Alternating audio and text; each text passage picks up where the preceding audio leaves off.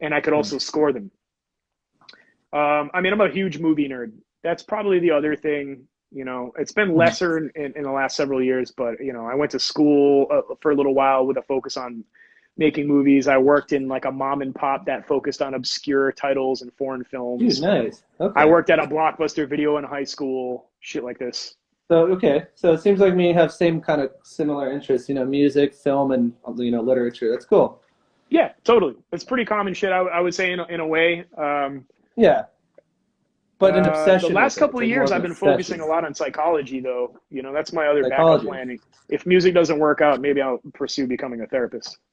Yeah, dude, for sure. Yeah, I mean, you seem like a pretty empathetic person. Like you seem like you're pretty aware of yourself and your emotions, which is pretty good. That's definitely not everybody can say that about themselves. I'm trying, man. You know how hard it is to become self-aware? People think it's like so easy. It's really fucking hard. Yeah, yeah, no, it's not. I mean, as much as I've learned as a person, I still feel like I can learn so much and change so much. Like I never Yeah, really feel like, I'm just like fully there, like I'm a developed person. That's it. I'm good now. Like, I know. Me too, man. Me too, man. And I would say good on you because that's kind of the in my experience and estimation, that's kind of the only way to approach life is that you know, for everything you do know, you just don't know shit. yeah, You know, and just to be excited about learning forever. yeah, Weirdly, I watched the Jeff Goldblum Hot Ones last night. Do you know Hot Ones? yeah. Of course. Did it, I think I've seen every one, to be honest. That was something I Really? watched consistently. Yeah, I love when people say positive shit because I'm not that way. So when I hear them say it, it's like fucking magic for me. It's yeah. like it hits me. I am a positive person, but my inner dialogue is kind of dark. So when Oh, I for hear people sure. Yeah, say, you know, like I love people like Bill Murray, you know, I'm mentioning those people because they're visible, they're famous, but I love people in everyday life that are like this as well. But Jeff Goldblum was talking about remaining excited about life and engaged with like learning and being in awe. I love shit like that, man. I'm such a sucker for that kind of perspective, you know, like yeah. I want desperately to be that way, Yeah, you know. it's that's an interesting concept because I can see how you can very much become or like your general perspective of life can be very sullied and you like you said the inner dialogue can get super dark and like, very demotivating. And so it is interesting to think about, finding things to always be in awe of because I mean we do see a lot of the same shit every day. We don't always get to have new experiences every day. I can understand Yeah. that. So, Yeah, I mean I do appreciate that too. That is an absolutely. interesting thing to think about is trying to remain excited about I life mean, if and not there's just anyone who's listening or watching this right now, they get bored with something that's going on in their life, I would recommend turning inward and spending like whatever time you can or want to dedicate to exploring your brain. And I'm telling you, it you think you know something about yourself. It's just an endless, bottomless, fucking crazy thing when you just really focus in on your own mind and how you view things and why. Incredible shit. You can stay in awe of just that. There's a world yeah, in there. yeah. I know it's a Um, platitude, but it's so true. yeah. Quick question, Nick. Do you I don't know if like I mean, do you drink alcohol at all? Or are you sober? I became sober around July last year just because drinking. I mean, you can't go out if it's not a social thing for me. Then I don't have fun with it. Like I don't Okay. drink at home really. I don't Mhm. really think of drinking. But you know, I had a small pot and we would have drinks here, and that started to feel ugly just drinking at home. So I just stopped. You know, and Okay. in fact, I've doubled down on just smoking way more weed, which is like its own issue. Yeah. Makes me We lethargic, makes me lazy as shit, but also sometimes I feel like I go crazy without it. I know, seriously. Like you just need it sometimes. It's fucked up. So the reason why that is relevant is because I hate weed culture. I only started smoking weed when I was like 35. Wow. Holy So shit. it's still kind of new to me. So I'm still like excited about it. Like the other day, Yeah. I bought a bowl that I didn't feel was embarrassing for the first time ever. Yeah. This is why I hate pot culture. Like you go to like a head shop or something and you walk in and everything in there is fucking full clown level stupid, you know, fully embarrassing shit. Like, no, I don't want to fucking smoke a bowl out of Bart Simpson. I don't want to smoke weed out of a. Yeah, oh, that's not too bad. Is that Pickle Rick? You know what? But it's just worse shit than this, dude.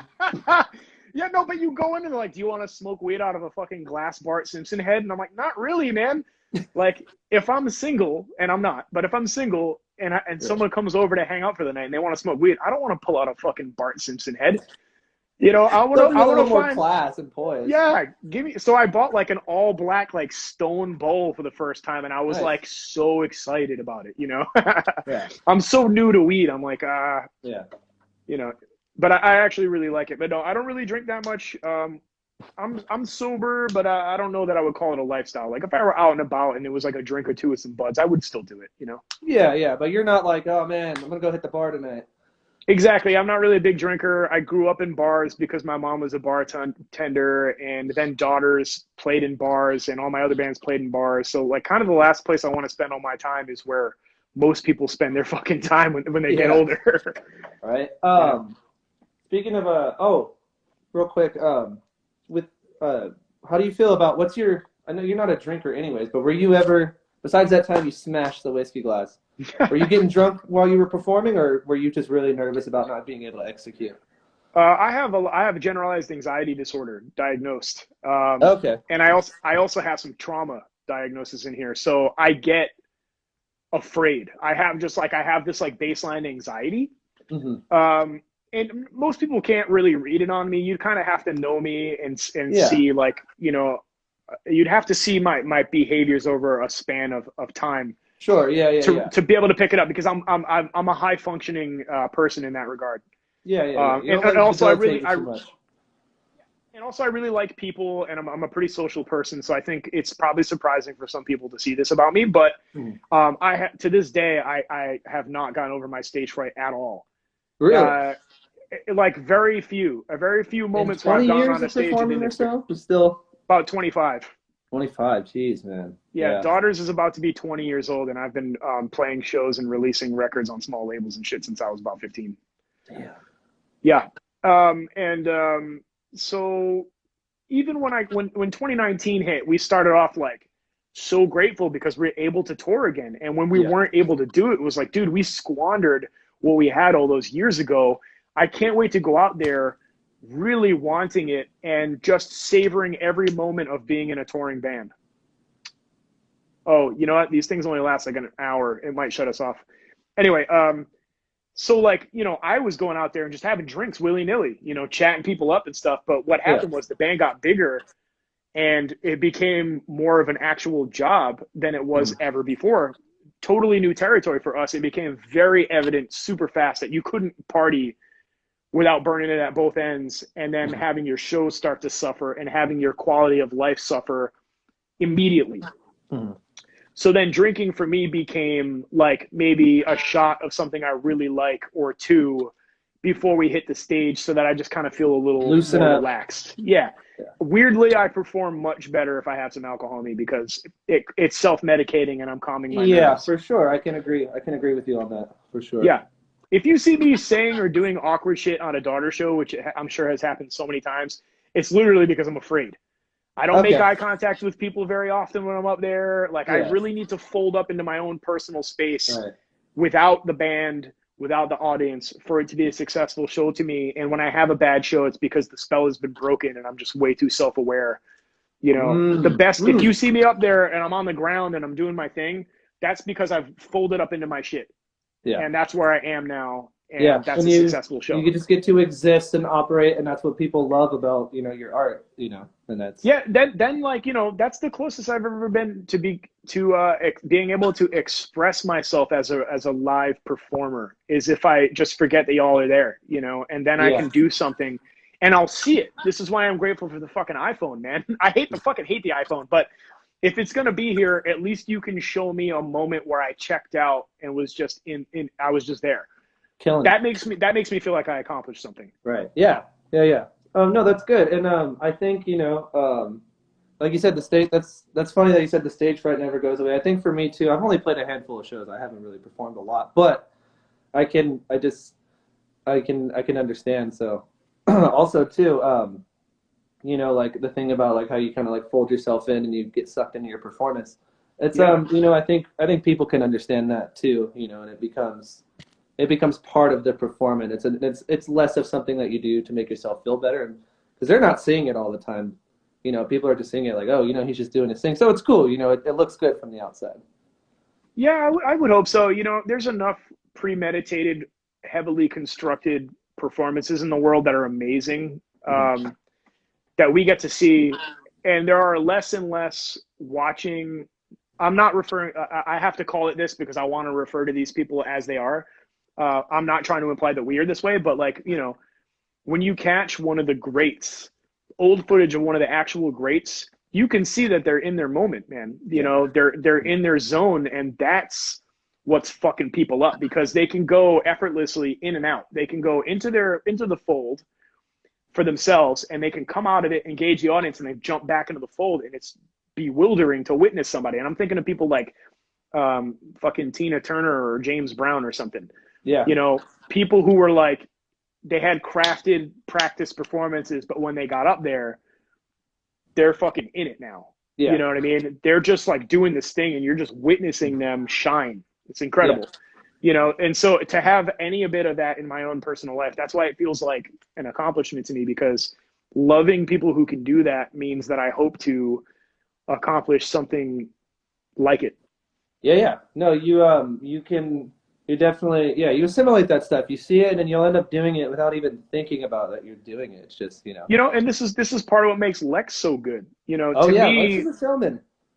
Lex is becoming increasingly, he's just getting better and better and better at all the things he does within Daughters. And, you know, I always thought he had an X factor and was a cool performer, but 2019, You Won't Get What You Want, he just kind of became this force. It was amazing to watch, man. He just became like a phoenix in a lot of ways. And I have seen that motherfucker go into the fold far more often than I can do, you know, which is miraculous in a lot of ways. I won't get into why I exactly feel that way, but knowing this person, pretty fucking incredible stuff. It's amazing, you know. It must be funny to see Lex be who he is in Daughters on the stage, and then like go hang out with him in the van somewhere, and he's just like a normal person. Yeah, you know, and absolutely, you know, we all have that to some degree. But for him, you know, I think it would be doing his job, his accomplishments a disservice to not highlight it above our own moments in that regard. Yeah. When I watch Daughters, it's a whole thing. But you know, Alexis he helps bring up, you know, something a little extra to it. Yeah, it's not like, I don't feel like it's an outshining thing in any way, but he is certainly a character. Yeah, man, Lex is a cool dude. We're let's see. How we doing on time? Are they gonna shut us down? I think we only get about an hour. But if you want to cut this one, we can cut this one. I'm cool, man. I would like for you to get anything you want to ask me in there. I'm not hurting for time, but I know that Instagram will shut these down at a certain point. Yeah. You know, okay. I'll ask one more question, and it'll just be about something recent. Okay, cool. Can you just tell me what your favorite city or show from the last tour was for you guys? For you specifically. Goddamn. You know, that year, that was a profound moment in our lives. There was a profound moment in my life for a lot of reasons. Yeah. We went to places I never thought I could go to, and we went there because of something we made. We paid a little bit of money to do things like play our guitars. It was fucking mind-blowing to me. The one that sticks out instantly is when we played in Moscow, in Russia. Moscow, okay. Going to Russia in general was incredible. Right. We also played St. Petersburg, which is awesome. Moscow, we had a bigger crowd. I think it sold out. It was maybe like 600 people. And they were that was maybe the best audience we played to. They were crazy, and they were crazy engaged. Yeah. From the front of the building to the back, knew all the words, were shouting, happy. It was just an incredible and actually emotional moment, I think, for all of us, because when it was happening, I saw Lex get emotional and he hit it. Mm-hmm. But I saw it. It was brief and he hit it and I saw it. Mm-hmm. I knew that was a thing, which put me in a state of I wasn't feeling that same emotion in the moment, but it put me in this state. It gave me this like fight, flight, or freeze feeling where I was like, what the fuck is going on right now? You know, all of a sudden I became aware that something was happening. Yeah. You know, like it's like in a horror movie where a group of people are in a room and one person realizes that this thing is happening. And then when the other people see that this person is alarmed, they become alarmed. Right. So when I saw that Lex was having a moment, it put me in that space to realize, oh, something is happening here. Right. You know, he's up front. I'm preoccupied I'm not engaging at all with the audience. I have to play my guitar. So Yeah. he's going to see it first, and then we're all going to get it. Yeah. Later on that night, I got a video somebody sent me of it, which I've posted a lot of times. It's just a black and white video of us playing Satan in the Wait. And I remember sitting in the hotel just like getting really upset. You know, it was such a supportive, incredible thing that daughters had never experienced up until that point. Right. No cool moment of support that had happened up until that moment had reached this particular thing. It was truly a special thing. And I mean, later that night, someone in the audience gave me an old Soviet Russian coin that had been fashioned into a guitar pick. You know, Soviet Russia is not around. That coin is a kind of an oddity, I guess, to them. And he had it fashioned into a guitar pick. And my dad has repeatedly spoken about how we have Russian ancestry and how he wished he could go there and all this other thing. So with everything in mind, you know, it was a very special night for us. Yeah, a lot of things just came and culminated into something really awesome. Yeah. Did that change any perspective of like what the power of like what your band and what you can do with your music? Did that have any effect on that? Yes. I'd spent most of my time in Daughters focused on what I wanted out of what was happening first. Okay. That will never change because we really have to appease ourselves before we can appease anybody else. Sure. You know, and so it starts there. But You Won't Get What You Want took my interest in how our music makes other people feel and maybe improves a moment or helps them through something or anything positive that our music does to someone. Even if someone only likes the dark, heavy part and they're fucking moshing in their mom's living room, fucking stubbing their toes over and over again. Is positive enough for me to truly relish the people who get something deeper out of. I mean, honestly, it's the one thing that has given me real meaning out of music in my life, and it's come kind of late for me, but it's been a profound experience. And if we never do anything ever again, I feel like I did something worthwhile, you know, with my time. Right. That's an amazing feeling to have, though, honestly. It's been incredible. You know, the correspondence that I have with people is so valuable to me. You know, it's why I try to continue to do the best I can to interact on some way. Even if I'm just like, someone sends me a DM and I got a bunch and I can't get to them all, I'll just double tap that shit so they know, man, I saw you, I'm with you.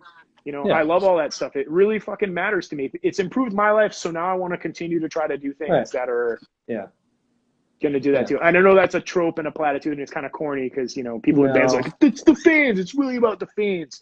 And most of all, I want to thank the fans, but like, we don't have fans like that. You know what I mean? They're not like fans. They're like other people who dig what we dig. And they're, thanks to our fucking phones and social media, they're right there. I can see their whole goddamn lives and the things that they're doing in as much as they will allow us to. So there's not that divide to me. It's all a very human experience, like a togetherness thing. Right. Yeah. No, it totally did exactly what you suggested. Absolutely, for sure. Yeah. Thank you for agreeing to do this today with me, Nick. I really appreciate it. Yeah, man. Thank you for withstanding the blow of my pontifications and ramblings here, man.